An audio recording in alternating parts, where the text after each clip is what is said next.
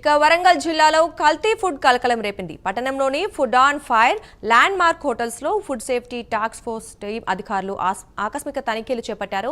కుళ్ళిన మాంసం, కాలం చెల్లిన ఐస్ క్రీములు, బూజు పట్టిన ఫుడ్ ఐటమ్స్ ను అధికారులు గుర్తించారు. అలాగే దుర్వాసన వచ్చే రిఫ్రిజిరేటర్, అపరిశుభ్రంగా ఉన్న వంటగదిని చూసి అధికారులు నివ్వెరపోయారు.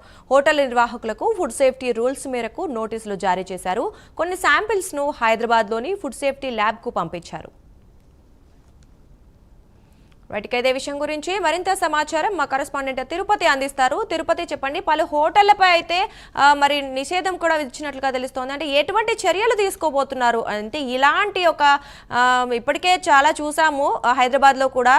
సో ఇలాంటి ఒక పరిశుభ్రత లేకుండా పాటిస్తున్న నేపథ్యంలో హోటళ్లపై ఎలాంటి చర్యలు ఉంటాయంటారు?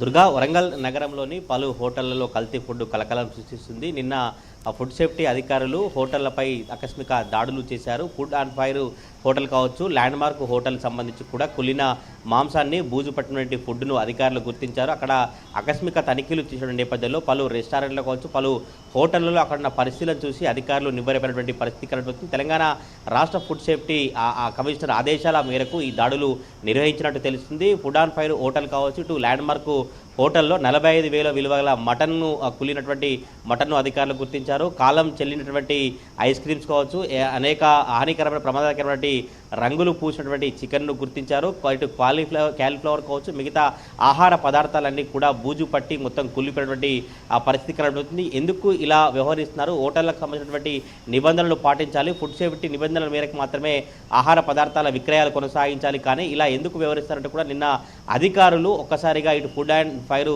రెస్టారెంట్ పై కావచ్చు, ల్యాండ్ మార్క్ హోటల్ సంబంధించిన వారిపై ఆగ్రహం వ్యక్తం చేసినటువంటి ఆ పరిస్థితి కనబడుతుంది. ఫుడ్ సేఫ్టీ నిబంధనల మేరకు వారికి నోటీసులు జారీ చేశారు. ఈ రెండు హోటళ్లలో కూడా శాంపిల్స్ సేకరించి హైదరాబాద్ ఫుడ్ సేఫ్టీ ల్యాబ్కు పంపించారు. ఫుడ్ సేఫ్టీ ల్యాబ్ వచ్చినటువంటి రిపోర్టు ఆధారంగా ఇంకా తదుపరి వాటిపై చర్యలు తీసుకునేందుకు ఫుడ్ సేఫ్టీ అధికారులు సిద్ధమవుతున్నటువంటి పరిస్థితి కనబడుతుంది. ఈ రెండు రెస్టారెంట్లు కనుక గమనిస్తే అనేక కాలం చెల్లినటువంటి క్యాలీఫ్లవర్లు కావచ్చు, కూరగాయలు కావచ్చు, ఇంకా చికెన్, మటన్, అనేక రకాలకు సంబంధించినటువంటి ఆహార పదార్థాలన్నీ కూడా హానికరమైన ప్రమాదకరమైనటువంటి రంగులను వాడుతున్నారు.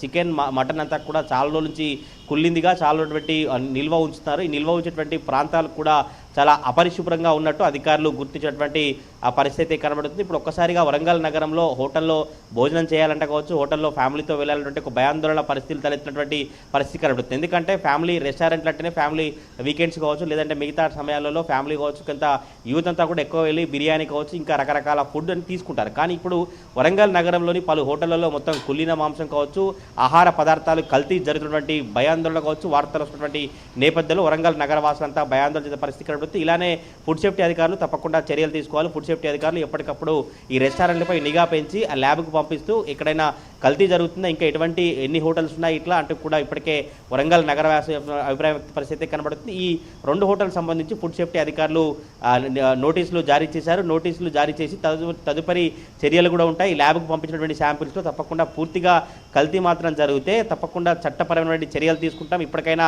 హోటల్ నిర్వాహకుల తీరు మారాలి. హోటల్ నిర్వాహకులు ఆహార పదార్థాలపై కల్తీ చేసి ప్రజారోగ్యంతో, ప్రజల ఆరోగ్యంతో చెలగాటం ఆడద్దంటూ కూడా ఫుడ్ సేఫ్టీ అధికారులు హెచ్చరించినటువంటి పరిస్థితి కనబడుతుంది. మరి చూడాలి ఈ ఫుడ్ అండ్ ఫైర్ సంబంధించినటువంటి హోటల్ శాంపిల్స్ కావచ్చు, ల్యాండ్ మార్క్ సంబంధించినటువంటి శాంపిల్స్లో ఎటువంటి నివేదిక వస్తుంది, ఇంకా అధికారులు ఎటువంటి చర్యలు తీసుకుంటారనే వరంగల్ జిల్లా చర్చించిన పరిస్థితి కనబడుతుంది.